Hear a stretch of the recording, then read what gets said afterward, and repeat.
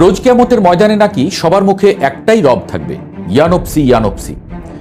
America ইসরায়েলের দিকে তাকালে সেটার একটা বাস্তব ভার্সন বোধহয় দেখা যাচ্ছে এবার। যুক্তরাষ্ট্রের কাঠের পুতুল বলা হয় যে ইউরোপকে, সেই ইউরোপের প্রধান রাষ্ট্রগুলো ট্রাম্পের মুখের উপর বলে দিচ্ছেন আমাদের সৈন্যরা ইরান যুদ্ধে যাবে না, কারণ এই যুদ্ধটা আমাদের নয়। স্পেন তো রীতিমতো আকাশসীমাও বন্ধ করে দিয়েছে যুক্তরাষ্ট্রের সামরিক বিমানগুলোর জন্য। এবার যুক্তরাজ্যের এহেন ঘোষণায় মরার উপর যেন খাড়ার ঘা টের পেল যুদ্ধবাজরা।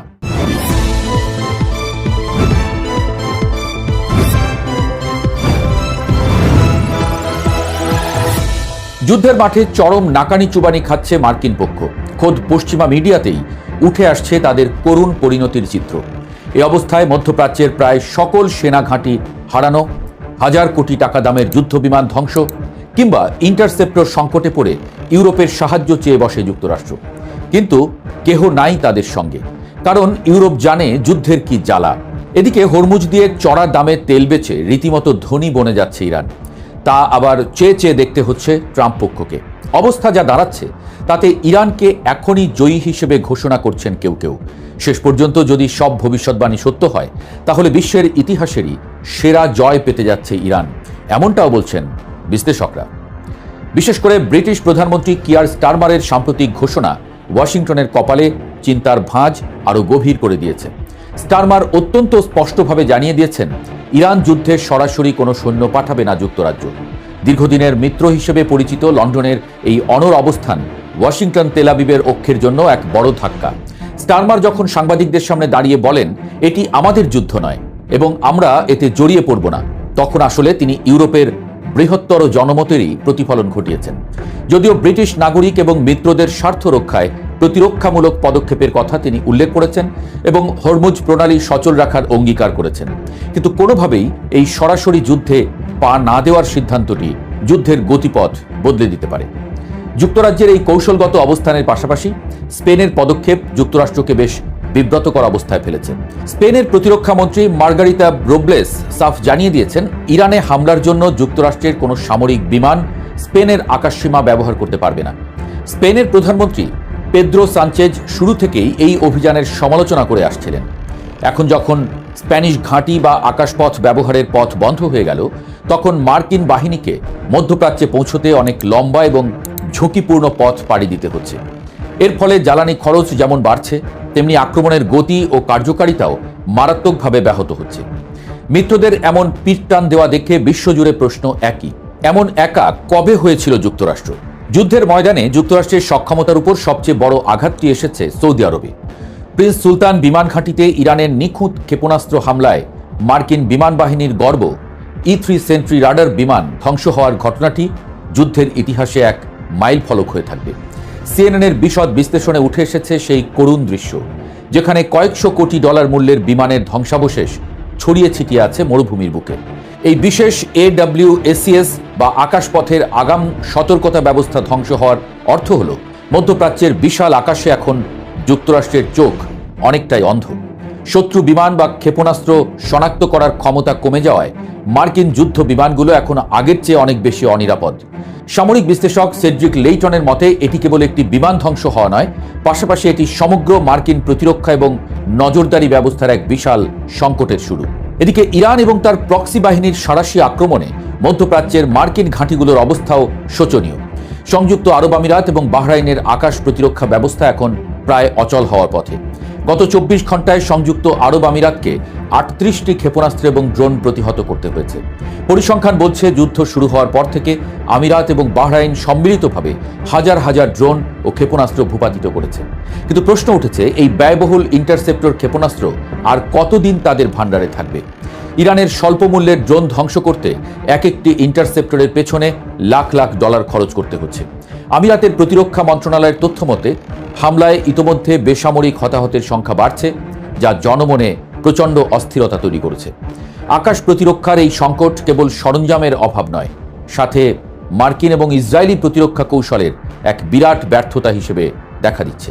মার্কিন প্রেসিডেন্ট ডোনাল্ড ট্রাম্প যখন ইরানকে একের পর এক হুমকি দিচ্ছেন, তখন বিশ্লেষকরা একে দেখছেন তার চরম হতাশার বহিঃপ্রকাশ হিসেবে।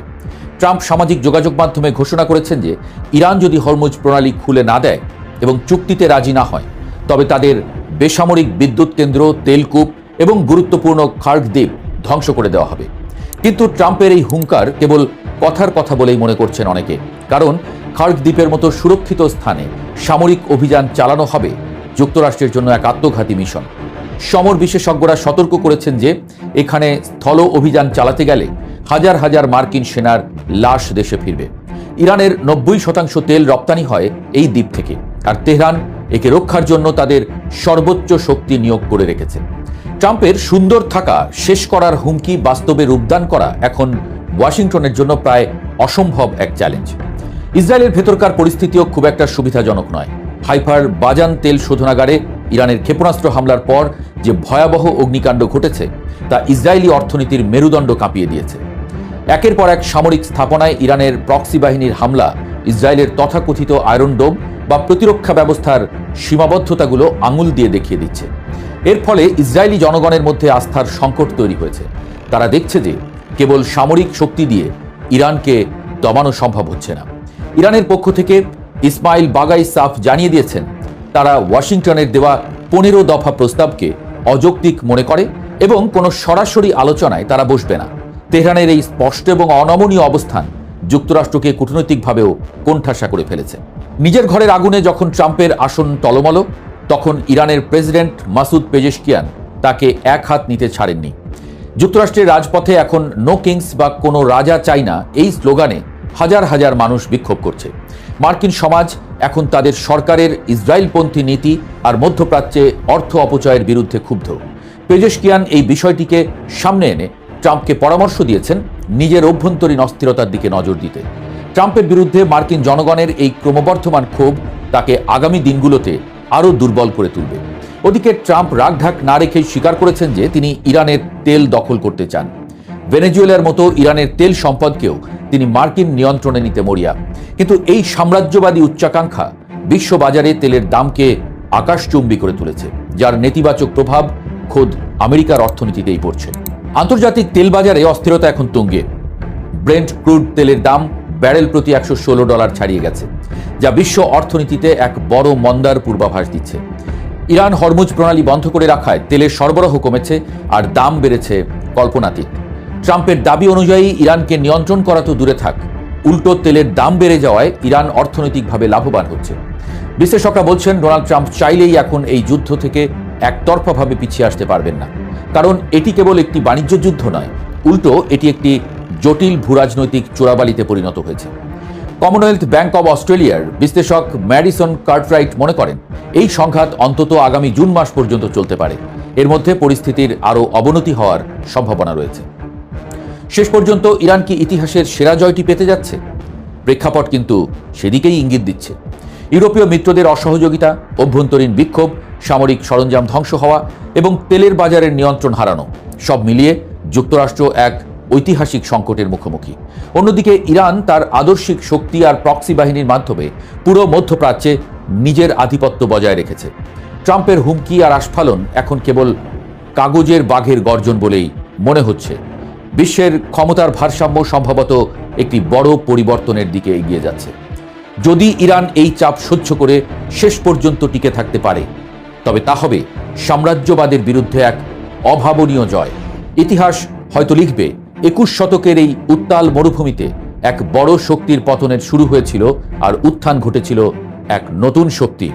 ইরানের আইআরজিসি যখন মার্কিন সেনার জন্য ওয়েলকাম টু হেল লিখছে, তারপরেও চক্ষু লজ্জাহীন ডোনাল্ড ট্রাম্প তিনি এবার রাগঢাক না করে সরাসরি বলেই ফেললেন তার একমাত্র লক্ষ্য ইরানের তেল। তিনি দখল করতে চান ইরানের খার্গ দ্বীপ, আর ওই খার্গ দ্বীপ দখল করে তিনি লুট করবেন ইরানের তেল। কারণ তার কাছে Trump's favourite thing is Iranian oil. ইরানের তেল হলো ডোনাল্ড ট্রাম্পের জন্য সবচাইতে সুস্বাদু। এই নির্লজ্জ ভ্যাম্পায়ার ডোনাল্ড ট্রাম্প তিনি যখন হরমুজ প্রণালী আমেরিকা এবং ইসরায়েল যৌথভাবে কোনোভাবেই যখন আইআরজিসির হাত থেকে মুক্ত করতে পারছেন না, তারপরেও 100 ধাপ এগিয়ে এক কথায় লজ্জা সরবের মাথা খেয়ে এই ডোনাল্ড ট্রাম্প তিনি বললেন স্ট্রেট অফ হরমুজ নয়, এখন থেকে বিশ্ববাসীকে বলতে হবে স্ট্রেট অফ ট্রাম্প। নিজের নামে এখন হরমুজ প্রণালীর নাম তিনি লিখে দিলেন। সদ্য মার্কিন নোটে নিজের স্বাক্ষর করতে পেরেছেন। কবে দেখব মার্কিন ডলারে জর্জ ওয়াশিংটনের ছবি সরিয়ে দিয়ে জর্জ ডোনাল্ড ট্রাম্প চলে আসছেন। সেই দিন অবশ্য বেশি দূরে নয়, যে কোনো সময় হতে পারে। কিন্তু ইরানের দখলে থাকা, ইরানের ভূখণ্ডের অংশ স্ট্রেট অফ হরমুজ, তাতে এবার তিনি থামা বসিয়ে নিজের নাম বসাতে চাইছেন স্ট্রেট অফ ডোনাল্ড ট্রাম্প। সেই স্বাদ ডোনাল্ড ট্রাম্পের পূরণ হওয়ার কোনো সম্ভাবনা নেই, কোনো সম্ভাবনাই নেই। কারণ আইআরজিসি মিসাইল এবং ড্রোন তাক করে বসে আছেন। একদিকে ডাঙাতে আইআরজিসি মিসাইল এবং ড্রোন তাক করে বসে রয়েছেন, অন্যদিকে স্ট্রেট অফ হরমুজের জলের তলায় অপেক্ষা করছে নেভাল মাইন। তাই ডোনাল্ড ট্রাম্প যতই সাধ করুন আর ইউরোপের ন্যাটো সদস্য থেকে যতই ভিক্ষা করুন, একসাথে এসে স্ট্রেট অফ হরমুজকে মুক্ত করবার আহ্বান করে, স্ট্রেট অফ হরমুজ যে আমেরিকা বা ইসরায়েল বা তার সঙ্গী লেজুর ইউরোপীয় রাষ্ট্রগুলো কোনোভাবেই মুক্ত করতে পারবে না, তার ইঙ্গিত ইতিমধ্যেই পাওয়া গেছে। তবুও ডোনাল্ড ট্রাম্প, আমেরিকা যুক্তরাষ্ট্রের রাষ্ট্রপতি, পৃথিবীর সবচাইতে সামরিক দিক থেকে শক্তিশালী রাষ্ট্রের কর্ণধার বলে কথা, তিনি এখন সাধ করেছেন ইরানের তেল তিনি চুরি করবেন, ইরানের স্ট্রেট অফ হরমুজের নাম দেবেন স্ট্রেট অফ ট্রাম্প।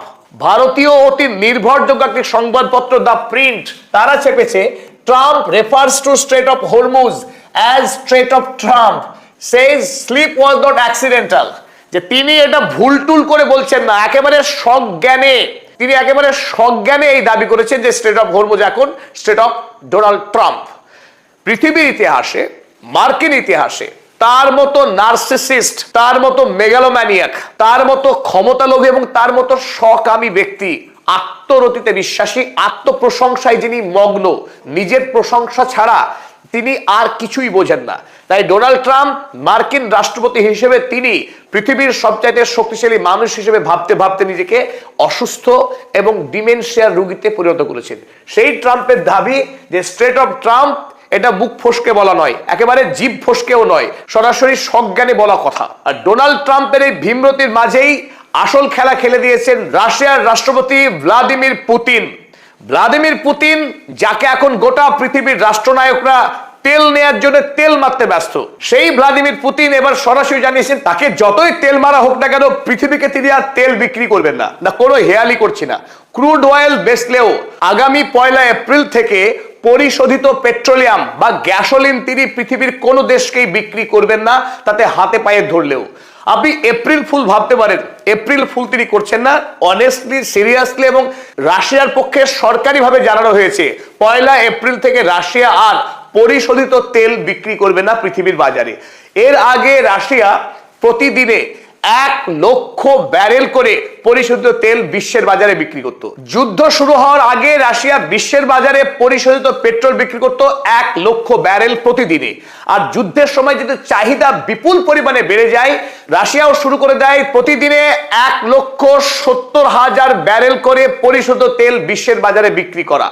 কিন্তু যেহেতু তেলের দাম হুহু করে বাড়ছে, রাশিয়ার অভ্যন্তরেও দেশের মানুষের চাহিদা বাড়ছে, যুদ্ধ যেহেতু অনির্দিষ্টকাল ধরে চলবে বলে এখন মনে হচ্ছে, তাই এই মুহূর্তে ভ্লাদিমির পুতিন কোনো রিস্ক নিতে চাইছেন না, তিনি পরিশোধিত তেল বিক্রি করা বন্ধ করে দিলেন।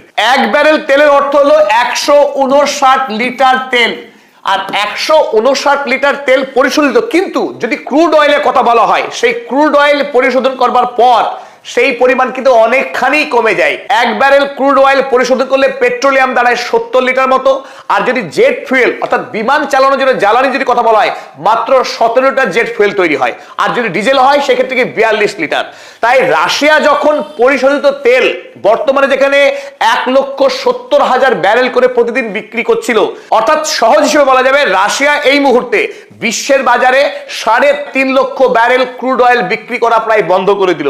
আর এরই ফলে বিশ্বের বাজারে 1 এপ্রিলের পর থেকে তেলের দাম আরো বাড়তে চলেছে। আর এই আশঙ্কায় সারা পৃথিবীতে নতুন করে আজকেই বিশ্বের বাজারে তেলের দাম 116 মার্কিন ডলারকে ছাড়িয়ে গেল। আমেরিকা যুক্তরাষ্ট্র জুড়েই গতকাল যখন 90 লক্ষ মানুষের বিরাট প্রতিবাদ সভা দেখা গেল নো কিংস মুভমেন্টে, সেই নো কিংস মুভমেন্টের একটাই আশঙ্কা ছিল জ্বালানির দ্রব্যমূল্য বৃদ্ধি। যদি জ্বালানির দাম বেড়ে যায় তাহলে খাবারের দাম, ঔষধ, নিত্য প্রয়োজনীয় প্রতিটি জিনিসের দাম বাড়বে। আর এই আশঙ্কা কিন্তু একেবারেই অমূলক নয়। আজ অস্ট্রেলিয়াতে জ্বালানি তেলের তীব্র সংকটের ফলে 500 পেট্রোল পাম্পে তেল বিক্রি সম্পূর্ণ বন্ধ হয়ে গেছে। অস্ট্রেলিয়ার মতো উন্নত দেশে যদি তেলের ক্রাইসিস যদি এই মাত্রায় পৌঁছে যায়, তাহলে উন্নয়নশীল দেশগুলো ভারত বা বাংলাদেশের চিত্র কি হতে যাচ্ছে তা ভাবতে গেলে আমাদের শিউরে উঠতে হচ্ছে।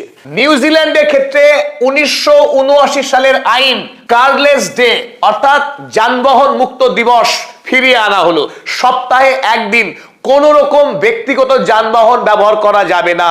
সেই 79 সাল থেকে জাম্প করে 2026 সালে সেই আইনকে আবার পুনরায় বলবৎ করতে হলো। কারণ একটাই, ইরান স্ট্রেট অফ হরমুজকে বন্ধ করে দিয়েছে মার্কিন যুক্তরাষ্ট্রের জন্য, বন্ধ করেছে ইউরোপীয় রাষ্ট্রগুলি, যারা মধ্যপ্রাচ্যকে অন্যায়ভাবে শোষণ করে মধ্যপ্রাচ্যের উপরে দাসত্ব চাপিয়ে দিয়েছে।